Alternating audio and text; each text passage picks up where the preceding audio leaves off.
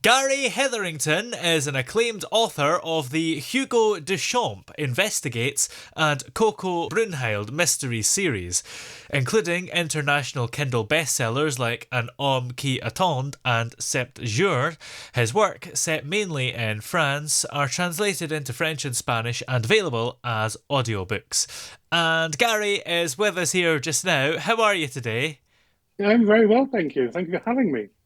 So, can you tell us a little bit about the inspiration behind, I guess, some of your best known works, the Hugo Deschamps Investigates and Coco Brunhild's Mysteries series?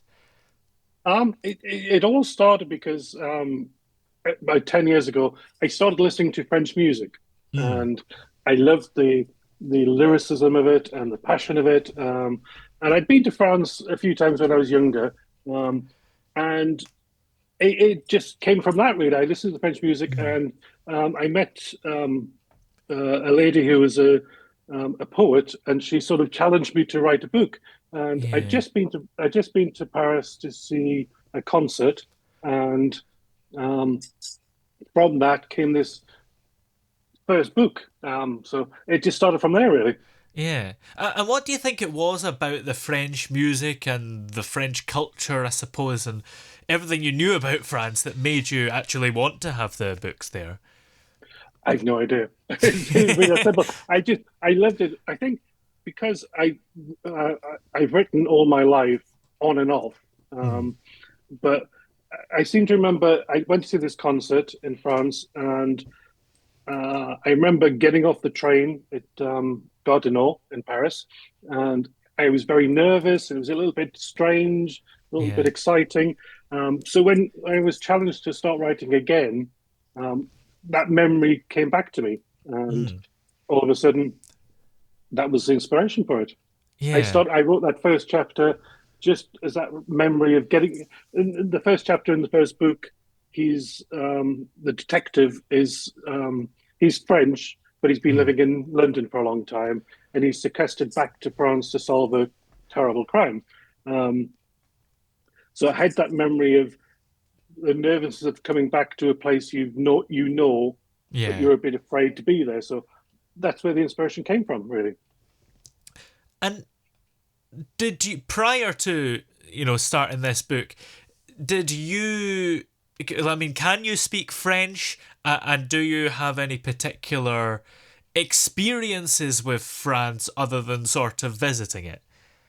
No, I started listening to French music. I didn't Mm. understand it. I just knew I liked it. Yeah. Since then, I've done Duolingo, and Yeah. I have a French teacher. So I'm Mm. trying to learn. It's very difficult.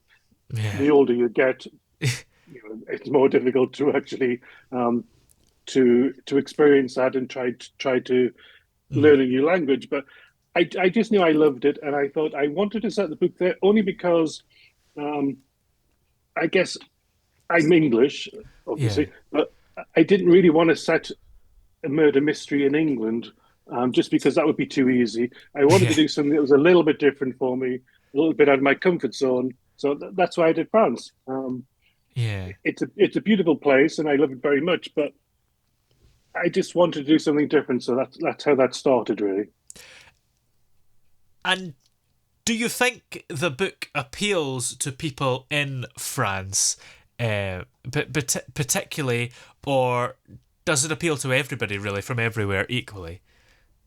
It's a very difficult one. I Mm. think I learned very early on that if you try and tailor something to specific people or specific places or specific regions or age groups, it's never going to work. I Yeah. think what I learned very early on. I mean, I've been writing all my life, but I've only published in the last 10 years. So Yeah. I think once I understood the concept of I have to write something that I would like to read, which is Mm. important, but Yeah. also you don't need to follow whatever trend is currently happening. Whether whoever's number one on the charts of the bestseller charts, you don't need to do that. You need to Yeah. do something that's authentic that you would like to read. So that's all I've ever done, really. Yeah. And fortunately, it seems to have worked. Yeah. Now, you've got a new book out. So what can we Yes, expect from that? it's actually. I originally started with the Hugo Deschamps books, Mm. and I this new book that's coming out um, is the 13th book in that series.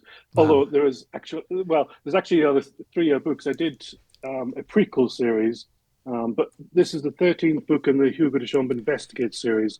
Yeah. It's he's a strange thing. I never thought people would accept him because he's really he's a gay detective. He's a Mm. little bit quirky. He's a little bit OCD, but he's not. Um, he's just unusual, but he's Yeah. also a very good detective, which is the most important thing. That's all he's interested in being is just a good detective. The rest of it is all minutia. Um, so I never expected it would take off, but after each book, I thought I'm going to start a new book or a new series. But then people kept saying, "We love Hugo. We love Hugo." So Yeah. I kept going. So this is his 13 investigation. Mm. It's a very different one for me because normally I don't if I read or I watch films or whatever, I don't like films that are sort of the hero is put in peril or any of that kind of nonsense. I Yeah. don't like that. I find it a bit annoying. So I didn't want to write that, but as I was had this idea, I thought nobody who's ever read any of the Hugo books would accept that he's done anything wrong. So if Mm. you start from that premise, it kind of works. So he is accused of a murder, which Mm. everybody who knows Hugo knows he wouldn't have done. So Yeah. it's an interesting sort of train of thought from there. So I'm hoping people are going to like it. It's Yeah. you never know.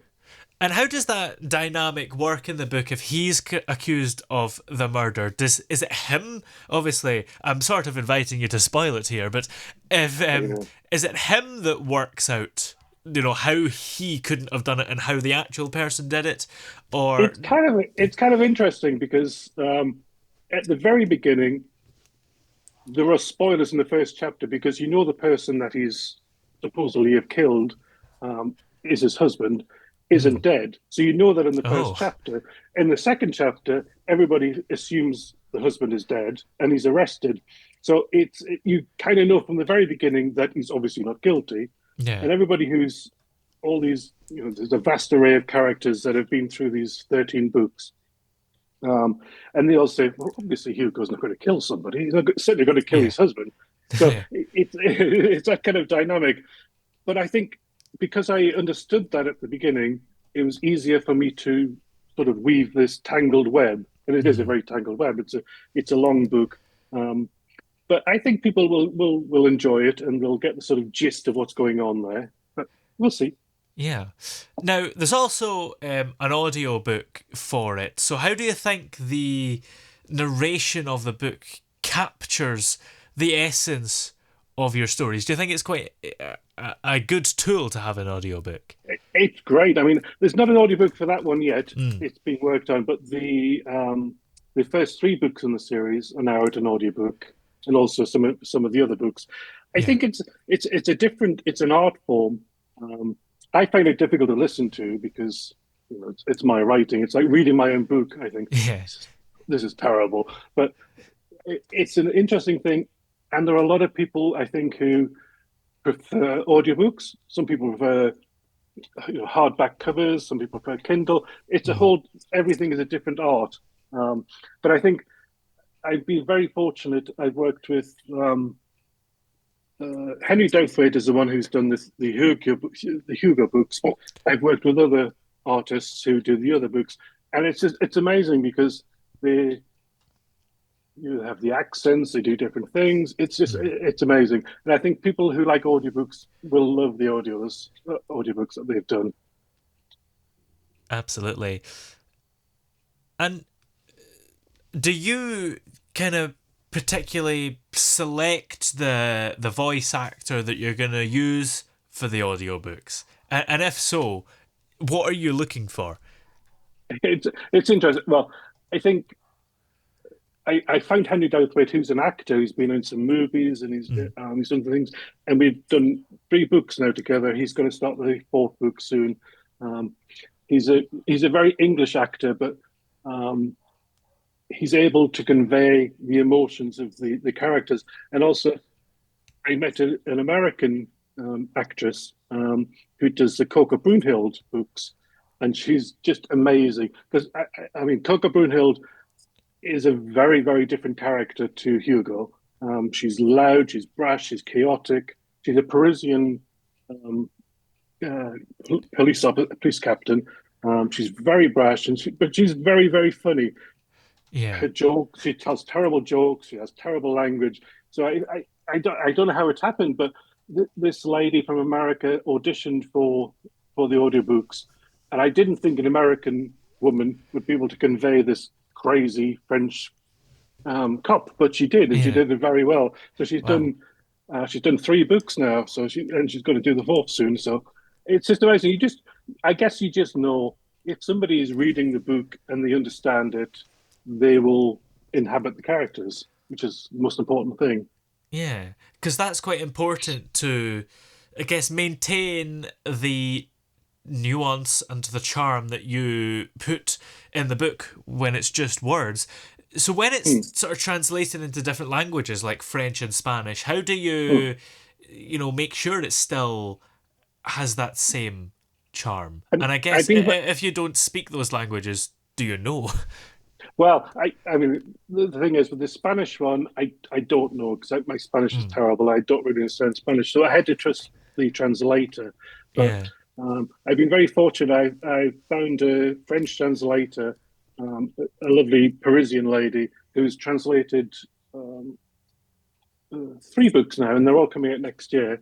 Um, and she's gone through them, and I understand enough for what she's saying. I mean, she'll suggest things saying, "Well, I understand what you're saying, but we probably wouldn't say that in French Mm. or something like that." So I kind of understand it, but um, fortunately, she's been quite happy with what I've done so far. So fingers crossed. Yeah, absolutely. Well, this is the 13th book in the Hmm. series, the Hugo Yeah. Deschamps series. So, what can we expect from you in future installments of this series and the Coco Brunhild series? Or Well, is there going to be something entirely new that you're working on? I kind of am. I think I the Coco was introduced in the ninth Hugo book. Mm. She was just because Hugo went to Paris and they had a Parisian cop. I needed a Parisian cop, so I invented Coco. And after I Mm. wrote it, I thought I really like this character, and I didn't want to lose it, so I kind of ended up creating this whole individual series. So, but from that now, because I wanted to bring them back together, but because I have two different series, I couldn't quite work out how to do it with Coco going to say Hugo, Coco. So I created a Mm. whole new series, which is a kind of private investigator series set in Paris, but Mm. also is sort of worldwide. So I've written, they haven't come out yet because we're still a bit behind. So the first one is set in Israel. The second one is set in Scotland. But the Yeah. third one, which is the one I'm writing at the moment, brings together Hugo and Coco and the people from the private investigator. So it's a kind of you're probably far too young to remember this, but in the old days, you used to have the Hardy Boys and Nancy Drew. It was like a Mm. combination of different characters and things. So that's what I'm doing Yes. at the moment. So I'm really enjoying that, just having all these characters um, from different universes inhabiting the same space. So we'll see. Yeah. I'm looking forward to it. Well, in the meantime, where are we able to find this latest book and, of course, all the ones you've came out with so far? Well, on Amazon, but you can go to my website, which is gnhbooks.com, and you get all the details there. All the links are on there. So you'll find me there. Brilliant. And do you have any like social media pages as well where we can keep up to date Yep. with all your They're on projects? Facebook and Instagram. I don't do Twitter anymore because Mm. just Twitter's gone crazy. So Yes. I don't need that kind of noise. So, but I do Twitter, at Facebook and Instagram. But all the links are on my website. So it's gnhbooks.com. Brilliant. Well, many thanks for joining us Yeah, today. It's been yeah. great Thank you having very you on the much. show. Absolutely. Thank you for your time.